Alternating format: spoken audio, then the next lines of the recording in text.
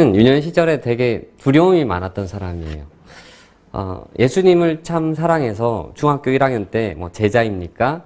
예수님이라면 어떻게 하실까? 뭐 이런 책들을 읽으면서 난 예수님이 기뻐하시는 사람이 될 거야 라고 생각을 했지만 이내 현실을 알게 되었어요.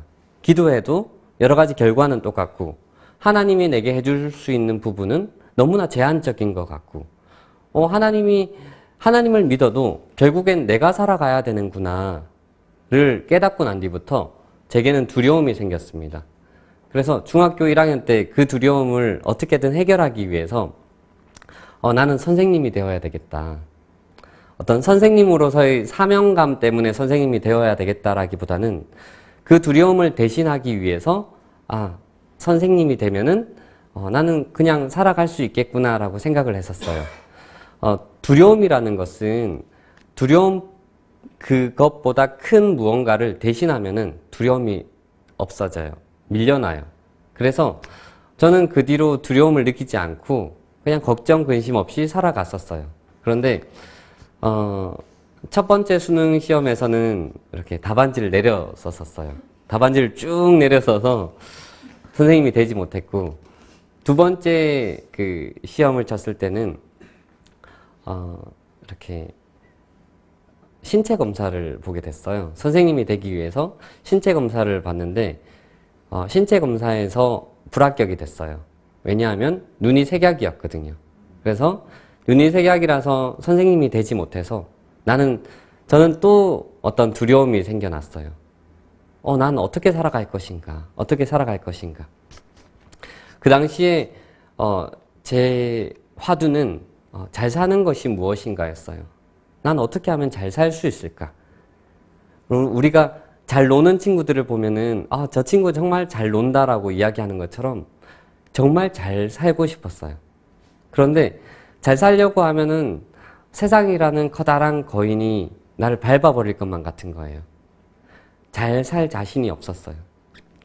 남들처럼 살 자신이 있었는데 정말로 잘 살 자신이 없었어요. 그런데 그때 하나님이 말씀을 묵상하다가 하나님이 어떠하신 분인지를 깨달아 가기 시작했어요. 하나님은 작으신 분이 아니시구나. 하나님이 나와 함께 하시면은 두려워하지 않아도 되는구나. 그러면서 점점 특별하게 잘 살기를 도모했던 것 같아요. 참 우연한 기회에 그 사진을 계속 찍게 되었는데, 사진 작가로 찍게 되었는데, 살아가게 됐는데, 예수님이 이렇게 말씀하셨어요. 너희 중에 가장 작은 자에게 행한 것이 곧 나에게 행한 것이다. 예수님을 너무너무 사랑하게 되었는데, 예수님을 직접 손잡고 예수님의 발을 만지고 싶은데, 예수님이 너희 중에 가장 작은 자에게 행한 것이 곧 나에게 행한 것이다. 라고 말씀하시는 거예요. 그렇다면은 가장 작은 누군가를 사진 찍으면 예수님을 사진 찍는 것과 똑같겠구나. 그래서 가장 작은 누군가를 사진 찍으려고 했었어요. 하지만 그럼에도 불구하고 나의 생활과 어떻게 살아가야 되지?에 대한 현실적인 것은 그대로 있잖아요. 그런데 먼저 그의 나라와 의를 구하여라. 그리하면은 너에게 먹을 것, 마실 것들 하나님이 책임져 주신다고 말씀하시는 거예요. 그래서 이제는 말씀 위에 서보기로 했어요. 말씀 위에 서면은 하나님이 약속하셨기 때문에 약속하신 분이 약속을 지키신다라는 것들을 알게 된 거예요. 그러면서 참 긴 시간 동안에 하나님은 신뢰를 가르쳐 주셨어요. 하나님의 속성 중에 하나가 우리가 시편을 보면 하나님의 인자와 진실을 많이 찬양하고 있는데 그 진실이라는 원어 자체가 에메트라는 그 원어 자체가 기대어도 되는, 우리가 수많은 것에 기대어 보지만 넘어지잖아요.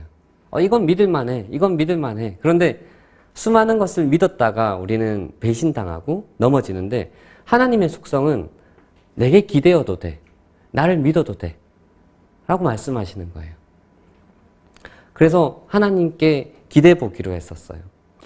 제가 두려움이 많았던 대학 시절에 교회의 작은 골방 기도실에서 제가 했던 날마다의 기도가 있었어요. 뭐냐 하면 하나님, 이런 나를 사용할 수 있겠습니까? 나를 사용할 수 있으면 한번 사용해 보세요. 그렇게 매일 기도했었어요. 하나님, 저를 사용할 수 있겠습니까? 저를 한번 사용해 보세요. 그런데 하나님은 하나님의 시간과 하나님의 방법대로 아무것도 아닌 저에게 기름 부으셔서 참 많은 일들을 하셨어요.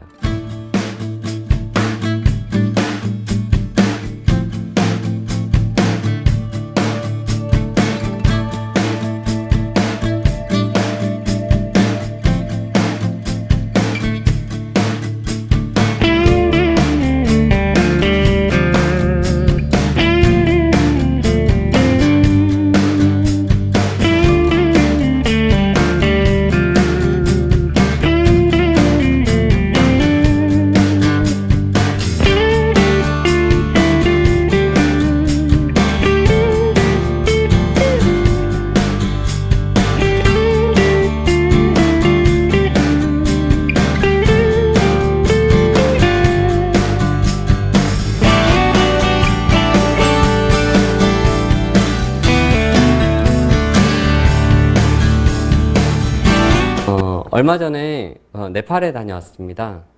네팔에 있을 때 제가 머무는 동안에 두 번째 강진이 일어났었어요. 그래서 지축을 흔드는 어떤 커다란 어떤 굉음 소리와 함께 건물들이 흔들리고 사람들은 소리치면서 도망쳐 나오고 또 그 이후에도 여진들 때문에 숙소에서 자다가도 계속해서 자다 깨다 대피하기도 하고 그렇게 했었어요. 많은 사람들이 두려워했지만 솔직히 저는 두렵지 않았어요.